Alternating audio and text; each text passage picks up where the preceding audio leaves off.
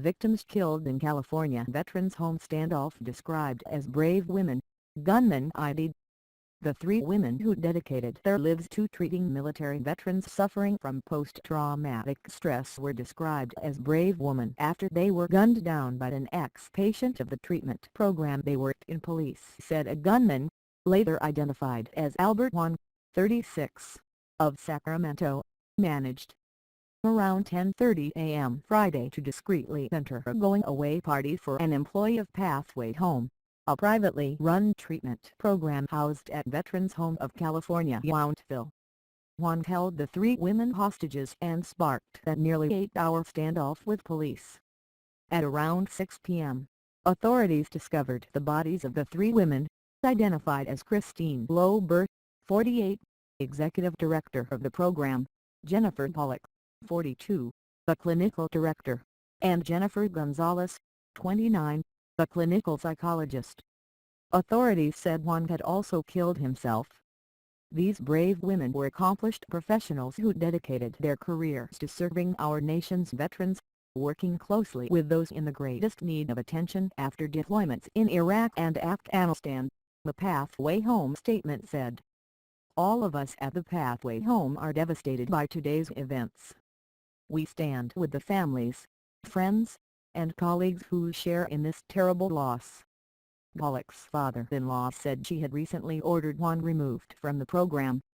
Pollock called her husband, Mark, around 10:30 a.m. to say that she had been taken hostage by the former soldier, Bob Pollock said. Mark didn't hear from her again, Pollock said. Veterans Home of California Yountville is the largest veterans home in the nation, according to the State Department of Veterans Affairs. On Saturday morning, President Donald Trump tweeted his condolences to the three women killed. President Trump tweeted his condolences Saturday to the three women killed.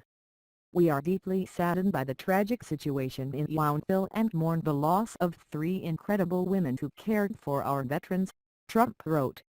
Authorities said Juan was a former participant in the Pathway Home program, but investigators had yet to determine a motive for the killings.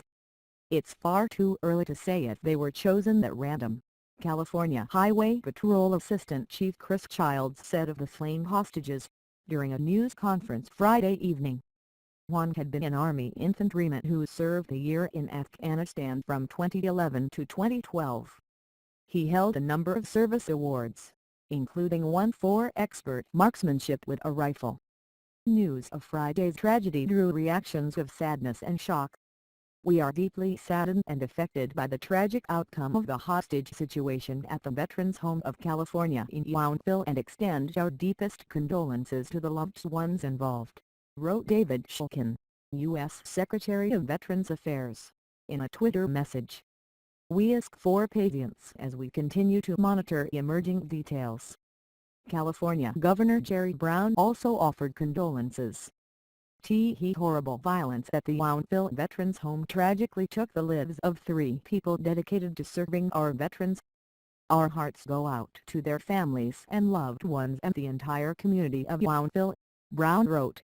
The Napa County Sheriff's deputy responded to an emergency call around 10 a.m. and exchanged gunfire with the suspect. Shortly after, the women were taken hostage.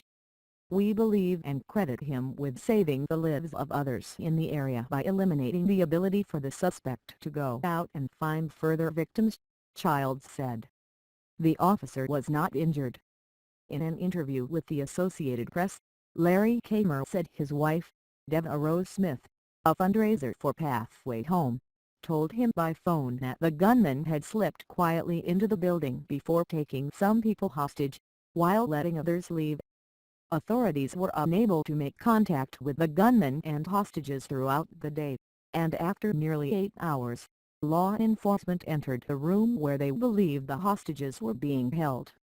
There they found three women and the suspected gunman, all dead, Childs said. It was not immediately clear what type of gun was used in the shootings.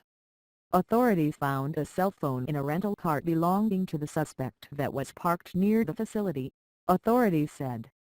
Governor Brown ordered flags at the state capitol in Sacramento to be flown at half-staff following the shooting, KDVU reported. Fox News Bradford Betts, Lucia Suarez sang, Elizabeth Zwerts and the Associated Press contributed to this report.